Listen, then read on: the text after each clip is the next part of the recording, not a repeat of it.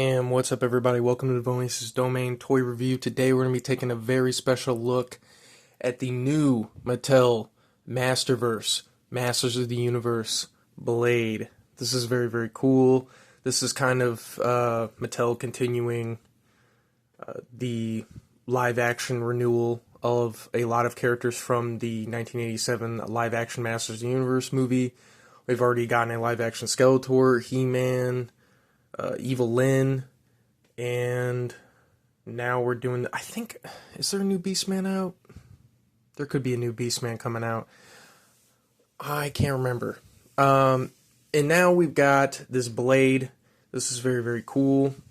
I knew I had to get this once I saw this coming out. I've always really admired the Masters of the Universe Classics Blade. I always thought that looked really, really cool, but I didn't want to pay for that, so the fact that we're getting this Blade with better articulation and arguably better sculpting is pretty damn cool. I knew I had to hop on it. I jumped on Big Bad Toy Store and got this bad boy as soon as I could, and lucky for me that I did that, because apparently this guy's seemingly harder to get right now. After pre-orders ended for Blade on Big Bad Toy Store, it seems that the aftermarket prices for this guy have exponentially heightened on the aftermarket. I'm seeing this guy selling for like 60, 70, 80 bucks, which really sucks because completionists are probably going to want to get their hands on this guy. He's a pretty unique character given that he was really only used in the live action movie.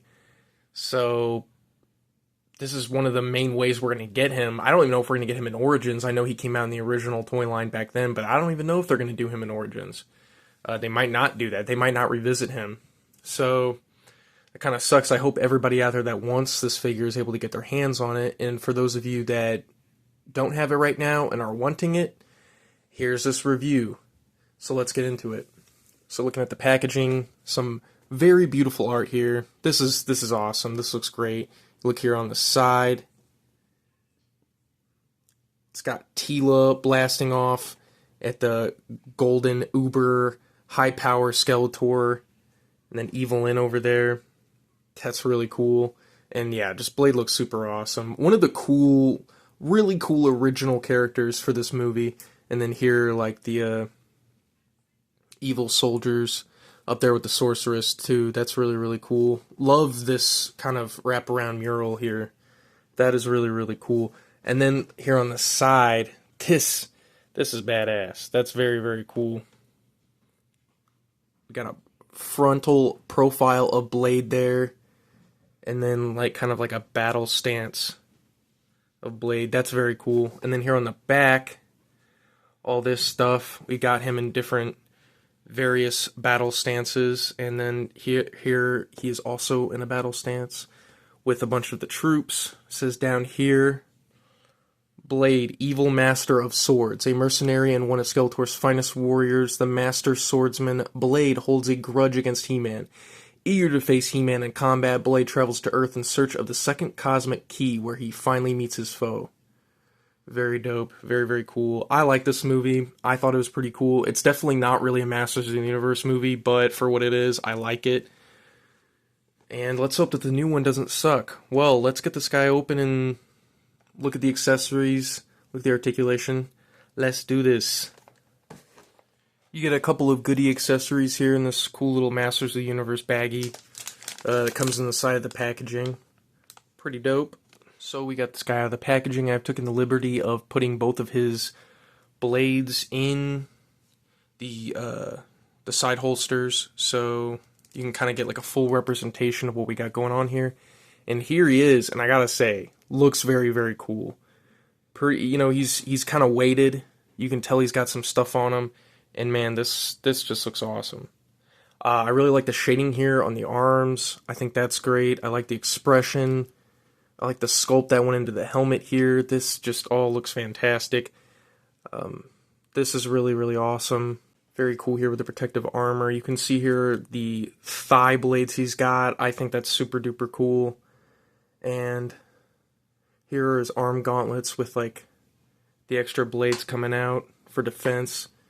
Here's some of his like blades on his shoulder. I think that's really cool.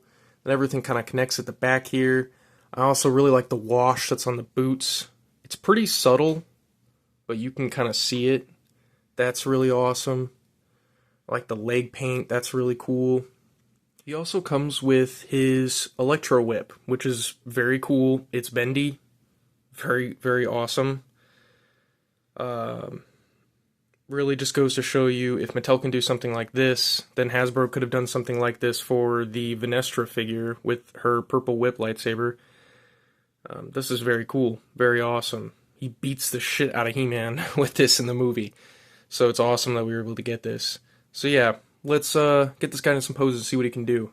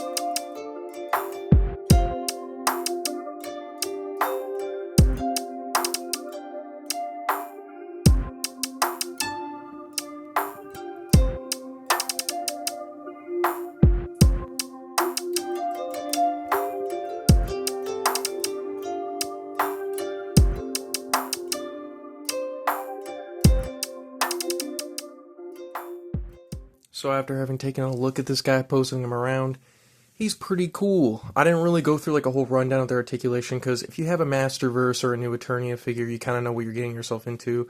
I was really just excited about the paint applications and the accessories, just the whole look and design of the character. But one thing I wanted to mention, how this wrist really gets a lot of bend.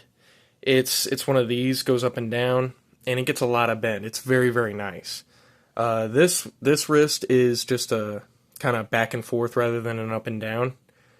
And that gets the job done too. I was kind of surprised that there were not a lot of hands, but then again, with the paint applications and the new sculpts and stuff going into this, I guess it's not too surprising. That's really the only kind of con I can think of out of this entire thing, is that, one, it would have been cool to have like maybe more of an aggressive head sculpt or something for like whipping and like fighting. It could have been cool to have like maybe like some fist hands or something, just something simple. It would also be cool if these parts of the figure, kind of the whole midsection of the figure's accessories, didn't obstruct the movement and posability of the figure. That would have been pretty cool. But I get it, it's kind of part of what makes the figure look cool, and I don't think there was a way around them to make it so that this was more movable. And honestly, that's just a tiny nitpick. So yeah, the really only three things I sort of am complaining about, but other than that, I mean, it's a pretty damn good figure. The accessories are cool. This is a great update to the Classics Motu Blade figure, and obviously an update to the 87 Blade figure. Very, very cool. That's all I really got for today's review. Like, comment, subscribe. Let me know down below. Do you have this figure? Do you want this figure? I hope everyone is able to get this figure if they want it. And also just want to say sorry for anybody that's been wanting more videos. I've kind of slowed down. I just got married. So, you know, things have been pretty hectic. I have not been able to do anything I've really wanted to do other than prepare for this wedding. But I am glad I could do a review here of the Masterverse Blade, and hope to be getting out more reviews soon. So yeah, I guess there's only one thing left to say, and that is that Devonius is back, and that Devonius is out!